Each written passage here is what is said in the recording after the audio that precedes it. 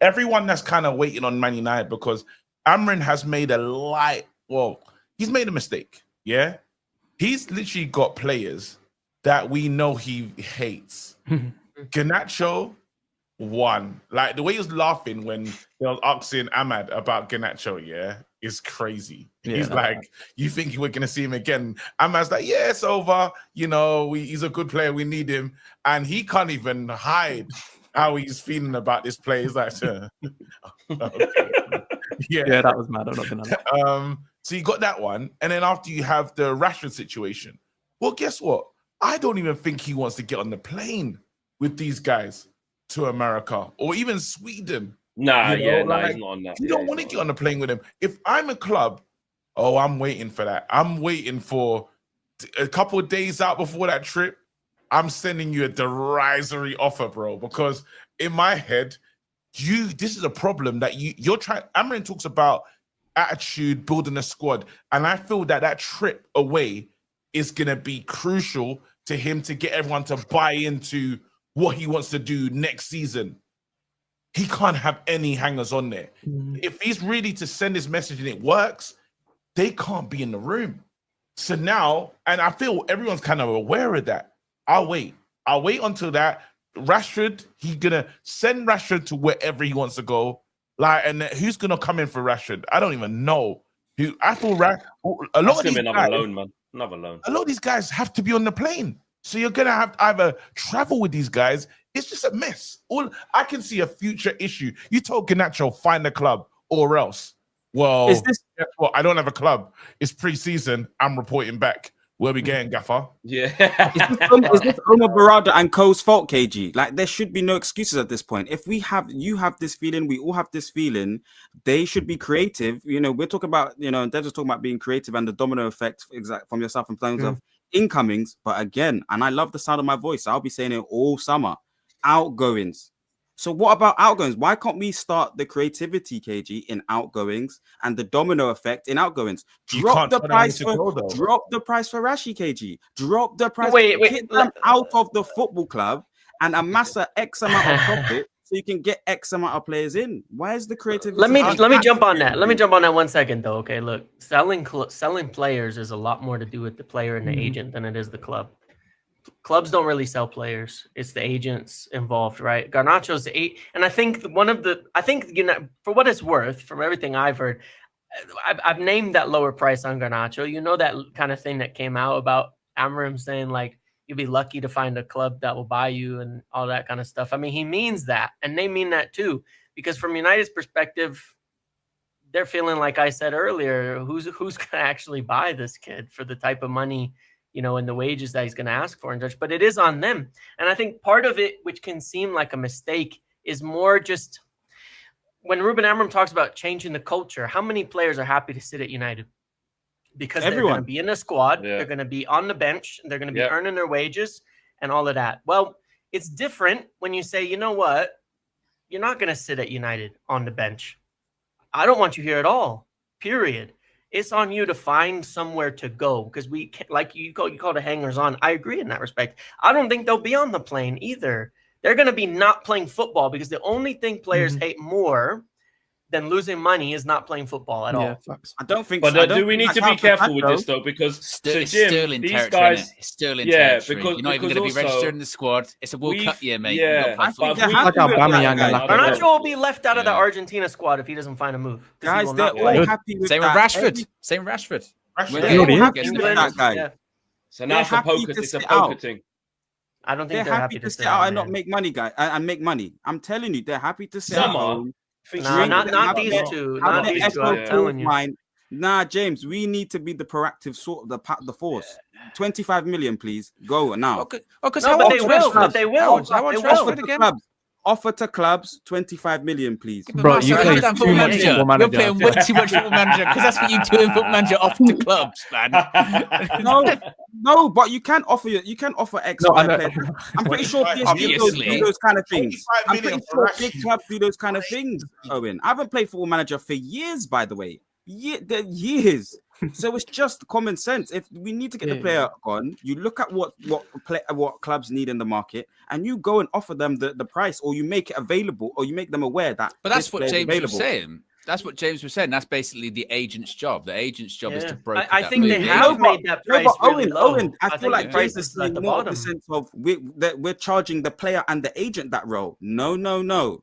Be proactive as the football club. I need to hear Omar Barada speak in code, because he's not going to be able to. That will miss the price point and all this kind of thing. So in code, but he needs to be saying. He needs to be saying no, but he needs to be saying that, you know, in a month's time or so, or in 15 days, but by the time it's July the 1st, that, you know what, we have a plan also for the outgoing structure and this and that and so on the forth. It has to happen, James. Otherwise, then we're giving them that space for the excuse. We need a bloody good summer. To be fair, I agree with what Marcel's saying, but it's kind of piggybacking off of what Alice is saying as well. Like, and to be fair, like I'm a fan of like seeing other players being like not just linked to us, but actually just like using your scouting network and doing that. And to be fair, like as soon as I see a player that Alice is like, I'm like, good, you've done your research. I need to look at this guy because you mentioned like Hayden Hackney before. You mentioned like I remember before you mentioned Angelo Stiller. Like there's all these like players that we can get throughout the squad. But another thing you said, which I think is quite key, and it mixes what Marcel was saying, was when you're looking at outgoings, it's not just how much you're making, whether it's profit or a loss. It's also the amount of savings on the contract that you no longer have to pay. So we already I still find it mad because we haven't really lost any strength in the squad at all. And already through our retained list, the most recent one, we've saved 300k a week, haven't we? Like with Ericsson and all these lot going. Yeah. That's a stupid amount of money. That's 2 solid players or 1 outstanding player. So I do think, like, I'm not saying, I don't know what the right number is. I still think 25 for Rashford is crazy. But the fact that he is on 300k a week, like that's the kind of way we need to be looking at it, because we already look at our fees in terms of what we're going to pay as amortized over a certain period of time. I think we have to look at ourselves in the right way. And I remember James saying maybe a few weeks ago, that's how the books get balanced over a certain period of time. So even though it might seem like again, you're still Man United, you're still serious negotiators, you're still serious people. Like, don't bend over like the previous lot have done. But the way we've been run previously means that we might not be as strong as, you know, historically where we have been. But I think we just need to find a balancing point. As long as we can justify how much the savings are going to be, and then we reinvest that properly. Because I'm hearing some names today, for example, like I heard Marcel talk about Samo Agahawa, and I'm hearing numbers like between 40 and 60 for him.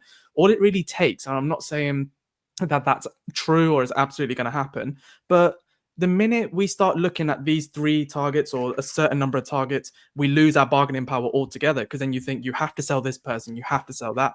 But then as soon as you start thinking, actually, I'm going to look at Samu now, or actually as a goalkeeper, I love Bart for Bruggen. I know we're never going to get him, but let's talk to them. Let's do this. Like, I want to start seeing us do that, because we used to do that all the time. Like, even for players that we weren't too massively linked with, the fact that we would talk to them would kind of make other clubs think, oh, we've got to act now. So that's the domino I'm on about. And it doesn't necessarily have to be signings. It means flirting and being a bit smarter. And that's what I want to see us do more, because last season we went after targets. We knew who they were for a while, and we kind of got most of them that we wanted, even though they might have took a while. We don't need to do that this time around. Like, Ekitike, really, was anyone talking about him 2 weeks ago? No.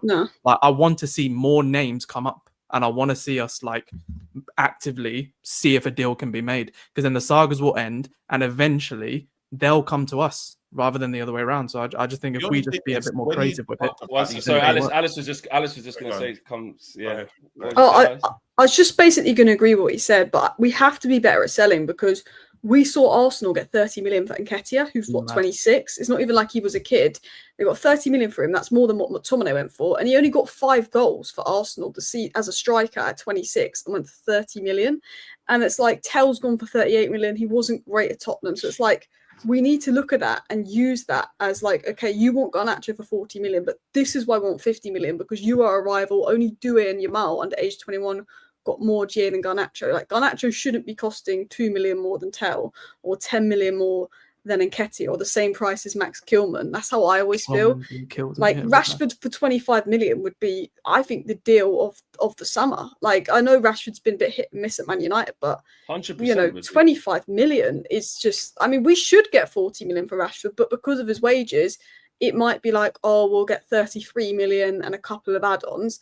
But like, we should be able to get 40 million for Rashford. We should be able to get, I think, 55 million for Garnacho if we're City, if we're Liverpool, if we're Arsenal. But the problem is we're Man United. People know we need to sell. People know they've fallen out with the manager. And one thing I think United need to do is keep it more hush-hush. If Rashford's fallen out with the manager, don't let the media know that. If Garnacho's fallen out with the manager, don't let the media know that. Because I think Rashford's price is 10 million less because of what happened with Amorim. Garnacho's price is 10 million less because of what happened with Amorim. Like, we've got to be smart. And I liked what Dev mentioned about, maybe just flirting with a lot of players. And, I think Arsenal are flirting with both Sesko and Gyökeres to try and get one of the other's price down.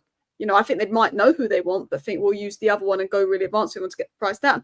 I think we should flirt, but also, like, we need to keep hiding the fact that Rashford's fallen out or Sancho's fallen out or Garnacho's fallen out if we can. Obviously, it's quite hard when Sancho puts things online, when Garnacho does stuff in a public interview. It's more difficult. That's the problem. Have you ever seen it? All three of them have, to be honest. And all three of them went public.